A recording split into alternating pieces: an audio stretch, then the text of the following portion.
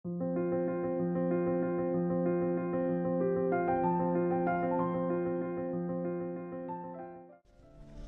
ូលវិនិយោគលើចំណេះដឹងរបស់អ្នកយ៉ាងហោចណាស់ឲ្យបាន 10% នៃប្រាក់ចំណូលរបស់អ្នកចូលអនុវត្តនៅផែនការវិនិយោគរបស់អ្នកលើខ្លួនឯងដោយការសន្សំនៅថ្ងៃនេះ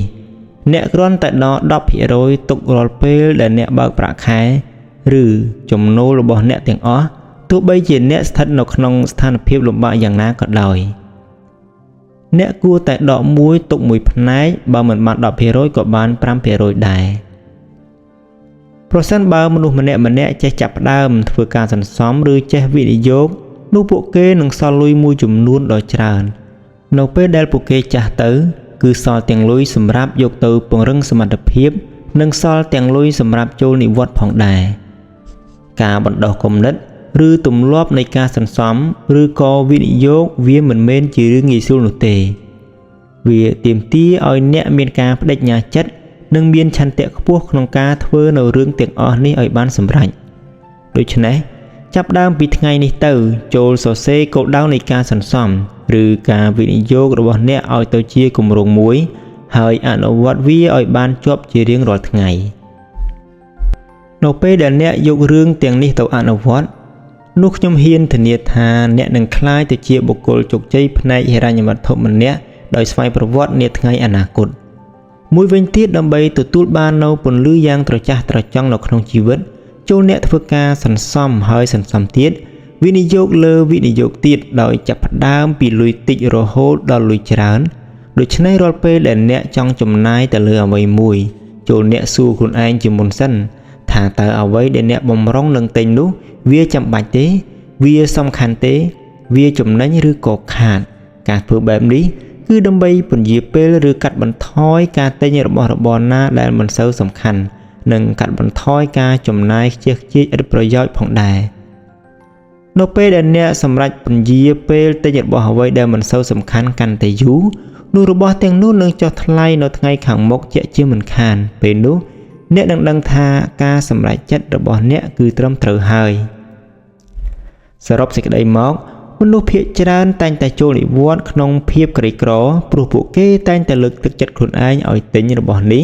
និងរបស់នោះជាប្រចាំ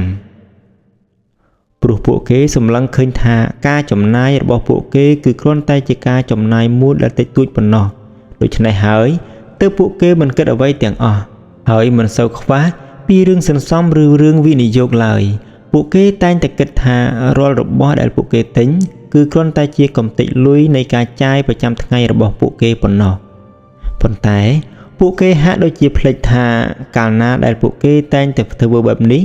នោះវានឹងធ្វើឲ្យផ្នត់គំនិតមួយនេះคล้ายទៅជាទម្លាប់មួយដែលមិនល្អ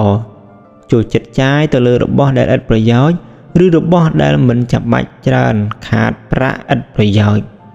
ទាំងនេះមានន័យថាទោះបីជាអ្នករកបានប៉ុន្មានក៏ដោយក៏អ្នកចំណាយប៉ុណ្ណឹងដែរដើម្បីឲ្យវាសមមាត្រទៅនឹងប្រាក់ខែរបស់អ្នកពេលនោះអ្វីក៏អ្នកមិនសល់ដែរគឺសល់តែបំណុលពេញខ្លួនតែប៉ុណ្ណោះបំណុលអ្វីគឺបំណុលលើភាពចង់បានមិនចេះចប់របស់អ្នកហើយប្រសិនបើពេលណាមួយអ្នកត្រូវការលុយភ្លាមស្របពេលដែលអ្នកគ្មានសល់អ្វីសោះក្នុងខ្លួននោះអ្នកនឹងបានជួបនៅវិបត្តិហិរញ្ញវត្ថុជាក់ជាមិនខានដូច្នេះចូលចាប់ផ្ដើមរំដោះខ្លួនអ្នកពីបំណុលរបស់អ្នកនៅថ្ងៃនេះដោយនៅឆ្ងាយពីការចាយខ្ជះខ្ជាយរបស់អ្នករាល់ពេលដែលអ្នកបើកប្រាក់ខែហើយសូមអ្នករៀបចំ 90% ឬ 95% នៃប្រាក់ចំណូលរបស់អ្នកឲ្យស្រួលបួលដើម្បីចំណាយឲ្យបានត្រឹមត្រូវហើយអ្នកក៏អាចបង្កើនកម្រិតប្រាក់សន្សំរបស់អ្នកឲ្យកើនបន្តិចម្ដងដោយផ្ដើមពី 5% នេះរហូតឈានទៅដល់ 10% ទៅ 20% ក៏បាន